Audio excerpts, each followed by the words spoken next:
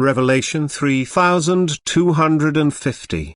From the 10th of September 1944. Freedom of the will. Doctrine of predestination. I do not command the human will but leave it its freedom. I remain constantly active in him by constantly supplying him with the strength to want, think and act as an independent being. And thus I am the originator of his life as well as of his thinking and wanting. For once something has emerged from my hand, I must also constantly put it into the state of being able to fulfill its purpose, which underlies every work of creation, every product of my strength of love. Otherwise my working could be denied wisdom, which, however, undeniably appears everywhere if the human being has reached a certain level of realization and has an open eye for my rule and working. But if I constantly supply all created things with vitality in order to be able to exist, then understandably all life, all activity, is dependent on my will and consequently also all organic activity of the human being, which only my will allows to function. And thus it is I who works in the human being, both the willing and the accomplishment, for I gave the human being this ability as the highest work of creation on the visible earth. Without this gift, however, man would not be a free, independent being and thus would not be able to develop himself upwards.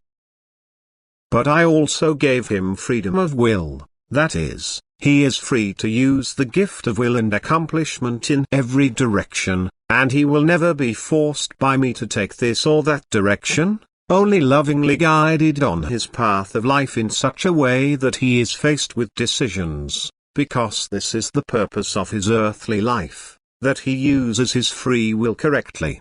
I want to make blissful creatures out of all people, yet beatitude depends on the will for good. Deciding for the good in all freedom of will earns the soul the highest beatitude. But if the human being is good as a result of being influenced by me, then he is no longer a free, independent being, and without freedom there is no beatitude. Free will is what should always and constantly be safeguarded, both in the earthly as well as in the spiritual kingdom, if all beings are to one day shape themselves into my image. And the question of free will is so extremely important that the human being will always be given an answer to it, so that his thinking will not be in error and thus the doctrine of salvation will become completely incomprehensible to him. I always instruct you humans in truth if you trustingly turn to me myself for clarification of such questions, and I convey this truth to you if you don't hear it yourselves. For your knowledge is inadequate if you are wrongly instructed in crucial questions and then want to build on it.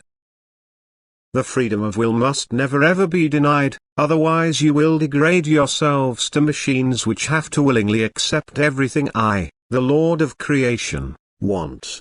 My will is indeed decisive, yet I never determine the individual being's course of development. Just as I never push its will into a certain direction and thus impair the freedom of thought, but the decision is left to the human being himself, and as his decision is, so is his state of maturity.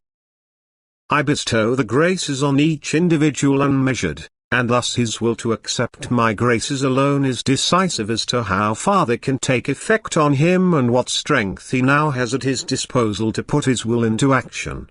My love applies to all my living creations, and therefore I also bestow the same measure of grace upon all creatures, but how they use it is up to them, for I certainly command heaven and earth but I do not force the human will.